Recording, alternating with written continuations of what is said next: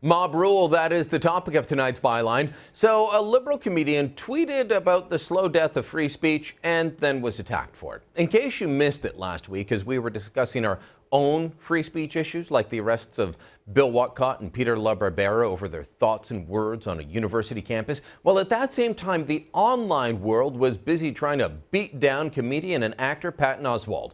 If the name doesn't ring a bell, Patton Oswalt's face will. From The King of Queens, where he played Doug's friend Spence, to his animation work in films like Ratatouille or the TV show Kim Possible, well, Patton Oswalt's body of work is vast. He also does stand-up comedy, touring North America.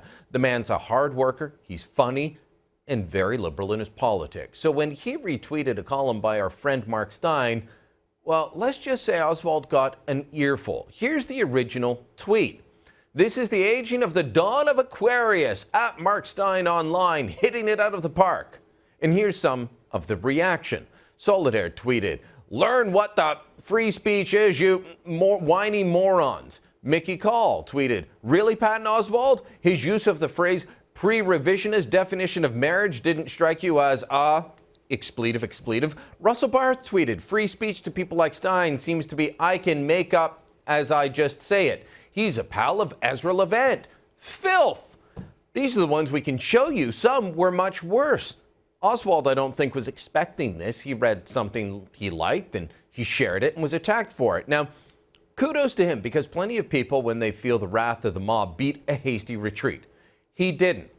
Instead, he wrote online, retweeted an essay on PC censorship by @MarkSteyn online, now getting accused of agreeing with Steyn on everything, which proves Steyn's point. So what exactly was Steyn writing about that got him and Oswalt in so much trouble? Well, it was a column published in The Spectator out of Britain about the slow death of free speech, something we document on this show, something we scream about because it's happening, but so few people notice, care, or comment. As Steyn pointed out several examples of the erosion of what we used to call the marketplace of ideas from his article. In Galway at the National University of Ireland, a speaker who attempts to argue against BDS, that's Boycott, Divestment, Sanctions Program, against Israel, is shouted down with cries of "effing Zionists, effing pricks, get the F off our campus." In California, you've got Mozilla's chief executive is forced to resign because he once made a political donation in support of the pre-revisionist definition of marriage. At Westminster, the House of Commons Science and Technology Committee declares that the BBC should seek special clearance before it interviews climate skeptics such as fringe wacko extremists like former Chancellor Nigel Lawson. In Massachusetts, Brandeis University withdraws an offer of an honorary degree to a black feminist atheist human rights campaigner from Somalia. In London, a multitude of liberal journalists and artists responsible for everything from Monty Python to Downton Abbey sign an open letter in favor of the first state restraints on British press in 3¼ centuries. The whole thing's worth the read, and believe me, I got it up on all my social sites. Take the time to read it. It is astounding saying that I agree with free speech now leads to the mob trying to shut you up. You can only have approved speech in their world. Some of the examples that Steyn cites are actually not censorship in the traditional case, or traditional sense. The Mozilla CEO and Brandeis University are not examples of the state stopping people from speaking, but they are examples of the shut-up society we're evolving into. As part of the move to what I call uniformity in the name of diversity, we allow people to be shut down for holding views that go against a popular or at least loud political viewpoint. Brendan Ike from Mozilla, the former CEO, he held the same position as President Obama in 2008 on gay marriage. He held the position that was and still is the law in the majority of the United States. Didn't matter. He was shouted down. That's a bully tactic, a thug tactic. He wasn't fired for his performance.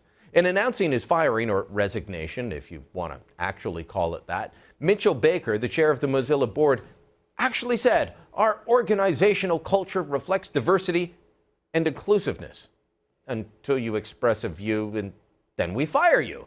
When Brandeis University canceled the honorary degree and commencement address by Ayaan Hirsi Ali, they actually claimed free expression. In the spirit of free expression that has defined Brandeis University throughout its history, Ms. Hirsi Ali is welcome to join us on campus in the future to engage in dialogue about these important issues. Bull crap. There was no free expression. There was a university afraid of being yelled at by the mob for hosting a woman who has lived with the brutality forced on Muslim women in the name of their religion.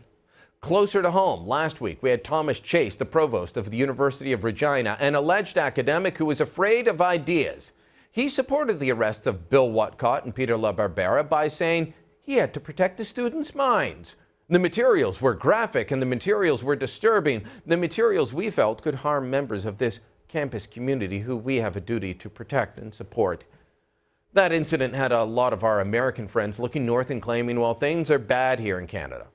Well, let me tell you, they're bad all over when it comes to this issue. Sometimes it's the state, like at the University of Regina, or the new hate speech bill proposed in the U.S. Senate, or according to reports, the Don't Criticize the Immigration law supposedly coming in Sweden later this year. Other times, though, it is simply the ginned-up mob attempting to shut you down for saying something they don't like.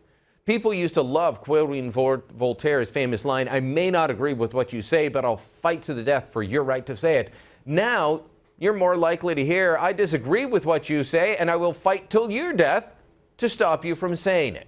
We need to resist this way of thinking. We need to be willing to stand up for what we believe in, but also we need to be willing to stand up for the rights of those we disagree with to speak their minds. Remember, free speech is a gift we have to be willing to give those we disagree with if we expect to get it ourselves. And that's the byline.